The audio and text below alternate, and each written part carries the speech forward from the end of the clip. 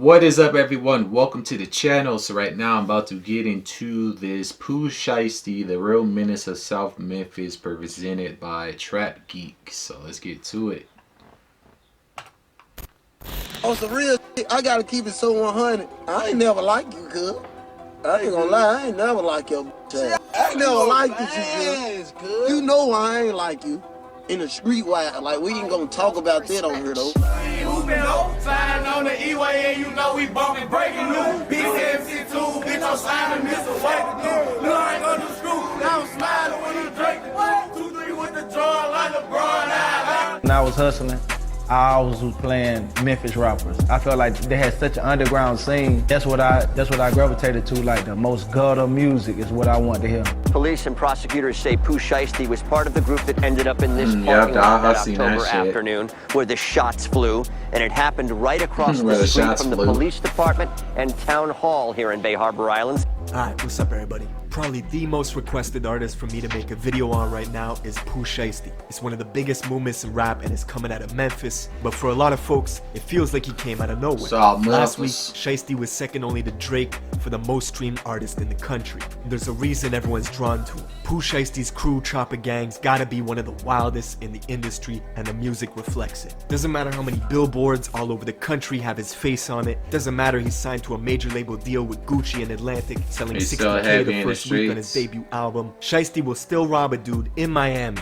who was trying to sell him weed and some Jordans, stick 2 shooters on the guy, sending him to the hospital, escape in a green McLaren, get arrested, bond out, and leave the state in a private jet. Saying the two left the state. Yeah, but if you don't slow that shit down, it's gonna catch up to him like it do everybody else. So basically gotta give your life to Chopper Gang. Look at what's going on with Young Boy. He's locked up for an attempt murder. That shit catches up to you paralyzed at some point. A bad case of mistaken identity. Chopper Wop, he's down for a murder and 2 attempts. Even Shiesty's best bro, Big 30, who was signed to a deal way before Shiesty was, getting tens of millions of streams a month, he got booked 2 weeks before Shiesty did on felony drug charges in Alabama, got extradited back to Memphis for another pending case he was already fighting, made bond, and released the song first day out. But most of the mainstream was not tuned in until Lil Durk and Shiesty came together to make the song Back in Blood. And while most fans were focused on Durk in the wake of the Quando and Vaughn situation, the entire city of Memphis was focused on Shiesty's verse. Because he wasn't just rapping, Shiesty was talking about a specific event that happened where he and 2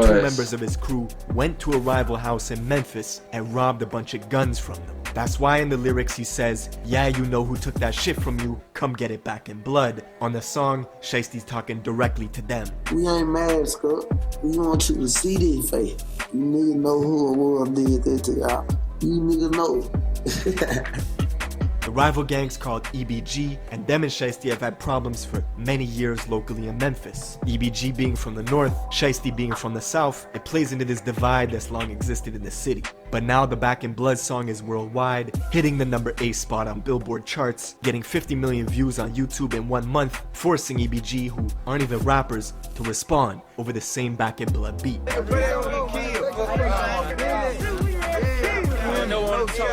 real Chopper Gang.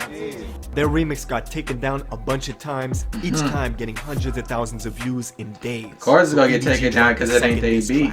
This one called Rumors. They even got Quando Rondo to make an appearance, taking collateral shots at Durk just for being on the original song with Shiesty. Now, we're gonna get into all this, but first, check out my song of the day. This is some motivation from my guy K Johnny. Let's go. To the point I don't give a fuck no more, just thought I should fucking mention. I done fucked around and got my heart broke, but I done buried all of my feelings. I know my mama saying go get it. You got a child that needs visions, so I can shit on him, I did it. I hate to do it, but I did it. Look, I cannot visit my past, I'm back in my bag, no more being stupid. The love I had get on one bag, I'm talking again, let's get to the moolah. Look, I'm throwing that shit in the trash, I manifest cash, you thought I was ruined? I know you fucking thought I was ruined. I'm getting... This. Alright, right now, Memphis is like the gold rush for artists. Everybody's getting signed. And the reason is, Memphis has one of the rawest, most authentic cultures. But there's a lot more to it than good music and good barbecue. Memphis is the heart of the Bible Belt, with more churches than gas stations. On one hand, it's that southern hospitality, home of friendly folks who work hard to get by. There's more churches than gas stations. It's extreme violence, making Memphis the third most dangerous city in America. It's rural country, so practically everybody's tooled up, and folks have paramilitary weapons. In areas like the South or North Memphis, your life expectancy is 20 years shorter than other parts of the city. Right now, in some neighborhoods in Memphis, families are sleeping on the floor to avoid being hit by gunfire from outside. For some, they live in a war zone. That's how it is growing up in those type of environments. In South Memphis, just 15 minutes from Moneybag Yo's hood, the Walker Homes, not far from Young Dolph's neighborhood in Castalia, and black youngsters around the way too. Pooh Shiesty growing up was very much on that killer be killed energy. Let his boy Big 30 tell you, at age 11, Shiesty thought he was American gangster, getting arrested and expelled from middle school at the same time, forced to wear an ankle monitor. See, Shiesty followed in his pop's footsteps. Pooh's father was a known gangster and founder of the record label Mob Ties. In 2006, one of his artists, who went by the name Miscellaneous, got into a triple shooting at Yo Gotti's birthday bash. The club managers knew that Yo Gotti and Miscellaneous were beefing, and instead of canceling the event, they hired 35 security guards using 4 metal detectors to screen the crowd. That ain't smart. Let me change the battery because that shit about to die. Alright, let's get back to it. It didn't work.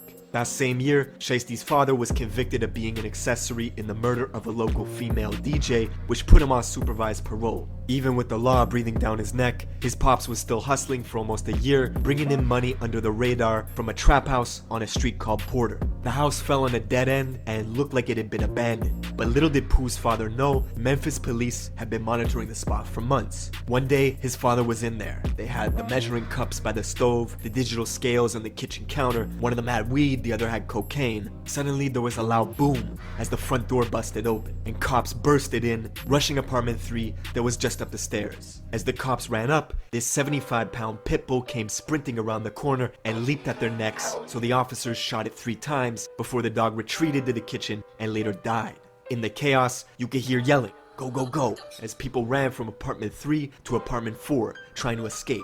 Glass shattered as folks jumped out the window, leaving Pooh's father in the kitchen, cornered by police. They told him to surrender, and he did, leaving the officers with 12.5 grams of coke, 8 pounds of kush, and $10,000 cash that they took from Pooh's father's left pocket. With his pops in and out doing Fed bids, Shiesty was running around a badass little kid, jumping people, finessing people. That's how he got the name Shiesty. And Memphis is a small world, everybody knows each other. Shiesty even went to Central High School with some of the people he's into it with right now, like the main rapper from EBG, E Jizzle. But Pooh's reputation began to travel. In high school, he expanded his circle, clicking up on some plans to get money by any means. Together with his childhood friend Big 30 from Whitehaven, Little Hank, Antwop, and a few others, they came up with the name Chopper Gang, and it stuck. Chopper Gang shit. Chopper Gang shit. I ain't gonna lie to y'all. We ain't got a prop to crop back here. We real, we slugging shit. Nigga ain't gonna die. We gonna come chop nigga whole block, street, whatever. Within Chopper Gang, there are various members that come from big sets that are prominent in the area. What a lot of people don't know, Memphis has every single national gang and more. It's extremely active. With this new trend towards hybrid gangs, smaller mobs and cliques within the sets going renegade, warring with each other. See where there was an older person running everything, but it's been changing a lot. And a lot of these young kids with these offset groups, they're totally different. More little cliques or little gangs that seem to be particularly violent and need less and less of a reason to resort to shooting a gun. One story of a guy named White Grape, or White Boy Kenny, who went to Central High School with Pooh Shiesty and them, and was known for having girls lined up like a buffet. He was a member of Chopper Gang who got initiated into the Grape Street Crips. They beat the shit out of him, took a photo that went viral as he became an official Grape Street member. But one day, White Grape allegedly got his gun robbed from him. What the heck? Why you got Edge, what's the name in here? You think you know me. That was funny. Well, because the white boy, he crazy for that. With each other.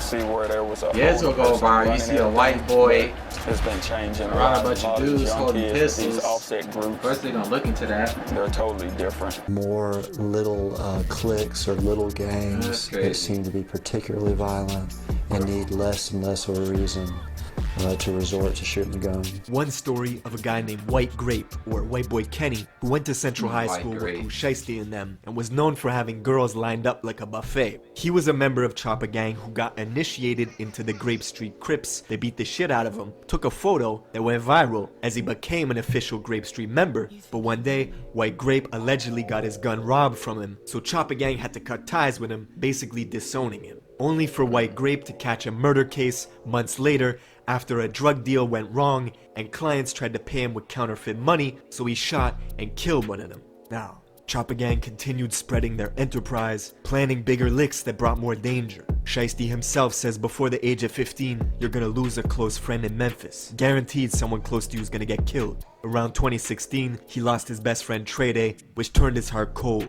Pooh Shiesty vowed to live with no remorse from that day forward and be a menace to society. And after he graduated high school in 2018, Choppa Gang had many streams of income flowing in, and they started using some of this money they were making to pay for studio time.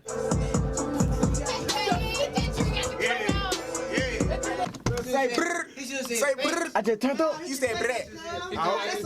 It was one of those rare cases where the music blew up out the gate. They dropped their first song, Breaking News, near the end of 2018, and by 2019, they were buzzing. Shiesty's childhood friend Big 30 got signed to fellow Memphis artist Moneybagg Yo. Meanwhile, Shiesty was still a free agent, dropping his singles every other week, racking in views. This caught the attention of Guwap, who was in the middle of building his 1017 roster, looking for the grimiest artists he could find. Of course, Guwap was the original slime. You remember hearing stories of a young Gucci Mane terrorizing the industry. Famously, the first time he met French Montana to do a song together, French paid him $5,000 and waited in the studio patiently while Gucci took the money and left out the back door. Gucci didn't like French. Because the first time he went to the studio to do a song with him, he paid Gucci $5,000 to get on the feature. And he was just sitting in the studio, but Gucci was going out the back door. Like, he wasn't doing nothing. And I said, Gucci, you can't do no shit like that. And that's the same energy Gucci saw in Pooh Shiesty. After hearing one song on YouTube, he hit up Pooh on IG to get the paperwork ready for a major label deal with Atlantic. Choppa Gang was laughing to the bank, the industry fucked up and let some real gangsters in. Big Scar, who's also from South Memphis and just happens to be Pooh Shiesty's cousin, he's a founding member of a clique called Double R that's been in a brutal war at home in Memphis for quite some time. And up until this point, Big Scar was strictly in the streets handling business and never really considered himself a rapper. Until one day, he actually blew up off a reaction video done by a YouTuber named Tommy Craze, who reacted to Big Scar's first ever song when it had only 5 views in 9 hours. How about Big Scar, make a play, 5 views 9 hours ago. Man, that was so hard. Definitely co-sign this track. Big Scar, make a play, go and check it out. That song went on to do millions of views, and 2 months later, after Shiesty became a major label artist, and with only 2 songs ever published, his cousin Big Scar inked a deal with Gucci, making Choppa Gang and their affiliates the single biggest movement coming out of the Mid-South. And with all this attention on Memphis, it brought more drama to the city. Pooh Shiesty was living up to his name and began taking shots at another Memphis rapper named Big Boogie. Where you at, Big Boogie? The Boogster. Where you at? Hey, Boogie, hey, Red Ron, I would get out there in the street with your gang, me by myself. The whole gang right now, today, in like 30 minutes, on live, all this shit. Why you say something back, cuz? You did that out of your fans, cuz. You let your fans boot your head up, cuz. You done cost yourself. You got shows and shit ahead of you, bro. Boogie's a rising artist out of Frazier, which is the north super country part of Memphis. Seems like a good guy. According to Boogie, they never met a day in their life, but Shiesty claims when he pulled up in the north to see Boogie, it was a whole different story. Oh, you been running from me, bro. You been running. You been running from me, bro. You know what happened in the law, bro, when I pulled up, came on your side, bro. You know what happened. And Pooh is so petty, he even went as far as naming a strain of weed Red Rum, after Big Boogie's crew, Red Rum, just so he could say that he's smoking on that Red Rum pack. And the bigger you get, the bigger the target you become in Memphis. Just a few days after he went back and forth with Shiesty on social media, Big Boogie's concert in Mississippi got shot up. It was the scene of a double murder. 50 shots in total were fired from 5 different guns, hitting Big Boogie's friend Jasmine, who was on stage with him, and she later died in Boogie's arms. $5 grand. Shut up. Fast forward a few months later to November 6th. Durk and Pooh Shiesty linked up to drop the audio for the song Back in Blood. Yep. That's the same day where King Von passed away in Atlanta after an altercation with Quando Rondo outside the Monaco hookah lounge. Shiesty and Durk had already filmed the music video back in Chicago, but chose not to release it yet. This was, in many ways, the mainstream's introduction to Pooh Shiesty. A few more weeks went by and the song continued to climb the charts. Then randomly, at 6 in the morning on a Tuesday in December, Shiesty posts this cryptic warning to Facebook. Drop that song and you're not gonna live to see that baby get here. That's when New Year's came around, January 1st, 2021. A Memphis crew called EBG put out a remix to Back in Blood going after Shiesty, responding to everything he said on the original track. They got Choppa Gang Killer, CGK, on their t-shirts. Pooh responded immediately, saying this had to be the worst move this gang ever made, and that he did 18 million views off of them before he even said their name. The very next day, Shiesty dropped the music video that he filmed with Durk back in Chicago, making Back in Blood the trending topic once again, shooting all the way up the Billboard rankings. EBG's remix was getting taken down left and right due to copyrights, so EBG's main rapper E Jizzle dropped another diss track called Rumors, which ran up in views quickly, hitting 1 million views in less than a week. Then, Jizzle was shot 3 times just days after this second diss track went live. I bet a man can do this. Man can do this. They say he gave him the legacy. Who this is? Who? I can't walk. I can't walk. Goomba. 3 bullets hit his arm, and after getting them removed, Jizzle was back on the block wearing a cast, just in time to drop his 3rd diss track called Paralyzed. Hey, y'all shot the wrong arm. Yep, that shit just gonna escalate. To add to the unfortunate timing, Pooh Shiesty's brother, who had been on life support fighting for every breath, was pronounced dead just hours before EBG released this new diss. As it stands, the song has nearly 400,000 views in a week. EBG Jizzle went from a couple thousand followers to 50,000 almost overnight.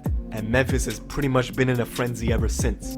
But yeah, man, let me know if there's a video you want me to cover in the comments below. I will see you in the next.